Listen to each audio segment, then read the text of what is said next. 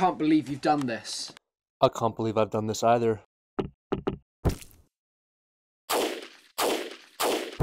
Well, boys, we did it. I made a multiplayer game. They said I couldn't do it. You can't do it. You can't do it. You won't do it. You can't do it. But I did do it. So, how did I go from a walking simulator to something that actually looks like a multiplayer game?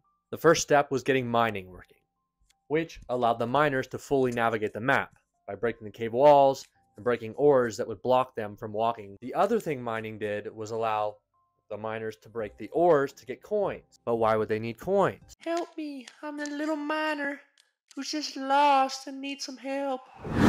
There's no need to fear. Ping Man is here. Pinging allows miners to spend their coins to get a general idea of where the end goal is, which will eventually allow them to win the game. For miners to win the game, every miner in the game needs to mine the end ore. And that is basically the miner's gameplay cycle. Maybe you've noticed I haven't talked about the alien at all. Look at you, you little Inspector Gadget, you. Well, that's because at this point, I hadn't done anything for the alien. The first problem was that the alien had no way to move around the map. They couldn't mine the blocks like the miner did. So, I gave them the ability to teleport. Now that the alien can move around the map, they needed a way to win the game. Bombs. The bombs were really cool and there was no way to exploit them. The alien could place explosive ore, which the miner could accidentally mine.